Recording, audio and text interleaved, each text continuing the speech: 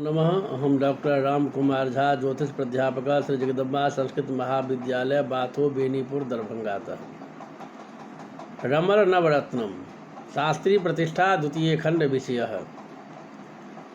पिछली कक्षा में संवत्सर फल ज्ञान रत्नम नवम पढ़े थे, उसी में आगे आज पढ़ेंगे जे स्थानवत् शुभाशुभ फल। साक्षिखंडम शुभम गेहे पुनरुक्तम जदा भवे तदा शुभ फल वाच्यम अशुभे स्वतुभम वदेत।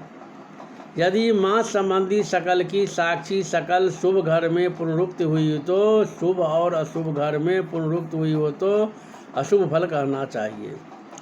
पुनरुक्त सकल बस शुभाशुभ फल। पुनरुक्ति तत्वस्य साक्षी खंडस्य चेदत्वयो मैत्री चेच्छुभमादेश्यम शत्रुत्वे त्वशुभम वदेत। जहाँ मांस संबंधी सकल पुनरुक्त हुई हो उस घर की जो तत्व और उसकी साक्षी सकल की जो तत्व, इन दोनों में मित्रता हो तो शुभ, शत्रुता हो तो अशुभ और समता हो तो मध्यम फल कहना चाहिए।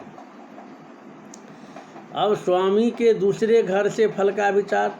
तो विचारो जस्य खंडस्य तदीशस्य द्वितीयकम खंडम तस्य शरीकम च साक्षीरीत्या फलम वदेत। जिस शकल से विचार किया जाता है उसके स्वामी की दूसरी शकल जो हो वह उसकी शरीर हकदार होती है, इसलिए उसके बस की साक्षी की तरह विचार करना चाहिए। सकल के विपरीत सकल से फल। खंडस्य विपरीत जत खंडम त्वस्याकशं भवेत् तच्चेच्छुभम शुभ स्थाने तदा सर्वशुभम वदेत। जिस सकल का जो विपरीत सकल है वह उसकी अकश माने आभास है। जैसे लहयान सकल का अंकीश आभास है, इसीलिए यदि आभास सकल शुभ घर में पड़ी तो शुभ और अशुभ स्थान में पड़ी तो अशुभ फल समझनी चाहिए। दशा फल के लिए साबित प्रस्तार का विचार। तो एवं मास फलम प्रोक्तम मधुना प्रोच्यते फलम दशाया सूक्ष्म रूपेण तदर्थम साबितम ब्रुवे।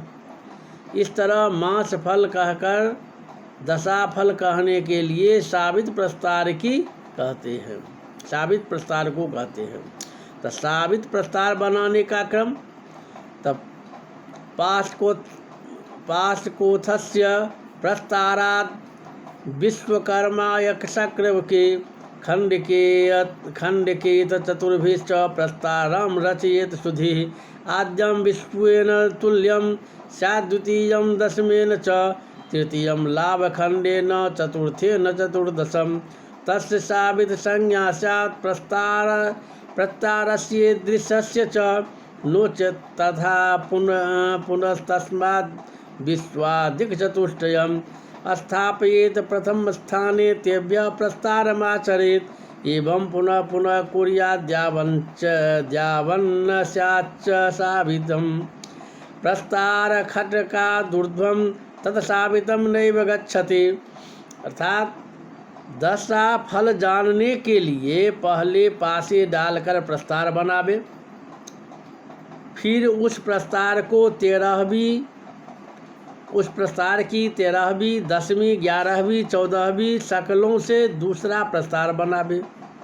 अर्थात पहले की जगह 13वीं को, दूसरी की जगह 10वीं को, तीसरी की जगह 11वीं को और चौथी की जगह 14वीं को मानकर दूसरा प्रस्तार बनावे। यदि इस प्रस्तार में पहली के तुल्य 13वीं, दूसरी के तुल्य 10वीं और तीसरे के तुल्य 11वीं और चौथी के तुल्य 14वीं शकल हो तो वह प्रस्तार साबित संज्ञक होता है। यदि इस तरह की शकल नहीं मिलती हो तो फिर उस प्रस्तार की 13वीं आदि 4 शकल 13, 10, 11, 14 लेकर पुनः तीसरा प्रस्तार बनावे। इसके प्रथम आदि 4 घर 1, 2, 3, 4 यदि क्रम से 13वीं आदि 4 शकल से मिलती हो तो साबित संज्ञक प्रस्तार होती है। यदि नहीं मिलती हो तो फिर 13वीं आदि 4 घरों से प्रस्तार बनावे। इस तरह तब तक क्रिया करनी चाहिए जब तक साबित संज्ञक प्रस्तार उत्पन्न न हो जाए। साबित प्रस्तार 6 प्रस्तार से आगे नहीं आ जाता है, किंतु 6 के अंदर साबित प्रस्तार बन जाता है। साबित प्रस्तार का फल तो प्रथमे साबितम चेतस्यात् तदा लाभ सुखप्रदम सुखम ज्ञेयम द्वितीयेपि धनम चैव तृतीयके मध्यमं स्यात् चतुर्थे च पंचमे कष्टदं भवेत् अति कष्टकरं षष्ठे प्रस्तारे च तदा भवेत्। यदि प्रथम प्रस्तार में साबित प्रस्तार बन जाए तो लाभ और सुख देने वाला होता है। दूसरे प्रस्तार में साबित प्रस्तार बन जाए तो सुख, तीसरे में धन की प्राप्ति, चौथे में मध्यम फल, पांचवें में कष्ट और छठे प्रस्तार में साबित प्रस्तार हो तो अत्यंत कष्ट देने वाला होता है। साबित दशा बनाने का प्रकार तो स्थिर प्रस्तार कस्यांक संख्या भीर्वर्ष सम्मिति भाजिता लब्ध संख्या स्यात् दशा साबित संज्ञका।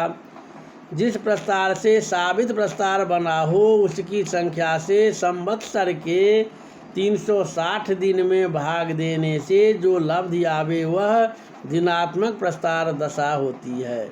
इसी को साबित दशा भी कहते हैं। सूक्ष्म दशा लाने का प्रकार तो सा दशा रवि भीर्भाज्या लब्धा सूक्ष्म दशा स्मृता। तो पूर्वानीत साबित दशा दिन संख्या में 12 का भाग देने से लब्ध सूक्ष्म दशा दिन होते हैं। फल कथन प्रकार तो फलम तु एकैक सकले दशा सूक्ष्मानुसारतः पूर्वोक्तेनैव मार्गेण मासखंडस्य वर्त्मना। पूर्वोक्त मास संबंधी सकल के फल की तरह सूक्ष्म दशा दिन में के अनुसार प्रत्येक सकल का फल कहना चाहिए।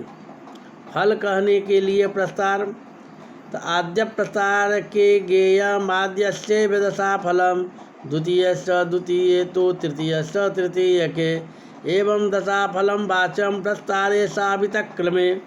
पहला प्रस्तार से प्रथम भाग का, दूसरे प्रस्तार से द्वितीय भाग का, तीसरे से तृतीय भाग का, चौथे से चतुर्थ भाग का, पांचवें से पंचम भाग का और छठे से षष्ठ भाग का फल कहना चाहिए। 6 प्रस्तार से ज़्यादा प्रस्तार नहीं आ सकते, इसीलिए 6 भाग के अंदर में ही फल रहेगा। इस तरह साबित क्रम करके दशाफल कहनी चाहिए। उदाहरण जैसे कल्पना किया कि तीसरे प्रस्तार में साबित संज्ञक प्रस्तार आई, अतः वर्ष दिन संख्या 360 में 3 का भाग देने से 120 आई, अतः तीनों प्रस्तार के दशा दिन पृथक 120 आए, यही साबित दशा है। अब प्रत्येक प्रस्तार में अंतर्दशा दिन लाते हैं। जैसे पहले लाई हुई साबित दशा 120 में 12 का भाग देने से सूक्ष्म दशा 10 दिन हुआ। यही प्रत्येक प्रस्तार के प्रत्येक सकल में सूक्ष्म दशा दिन है। प्रत्येक प्रस्तार से 12 सकल के सूक्ष्म दशा लेकर फलादेश करना चाहिए। अब मतांतर से दशाफल का विचार तो सांप्रतम फल सिद्ध्यर्थम द्वितीयो विधिरुच्यते मासखंड दशार्धाभ्याम खंडम जातम फलाह्वयम् तत्खंड वसतो वाच्यम फलम सूक्ष्म दशाक्षके। अब यहाँ फल सिद्धि के लिए द्वितीय विधि को कहते हैं। मात संबंधी सकल और सूक्ष्म दशा संबंधी सकल दोनों के योग से एक सकल बनावे, फिर इस सकल के बस सूक्ष्म दशा का फलादेश करना चाहिए। फल कथन प्रकार तच्छुभम तच्चेच्छुभम शुभम शुभे गेहे पतितम बल संयुतम तदा शुभ फलम वाच्यम मन्यता तो शुभम वदेत्। जैसे यदि उत्पन्न सकल शुभ हो तो शुभ, अशुभ हो तो अशुभ, और मध्यम हो तो मध्यम फल कहना चाहिए।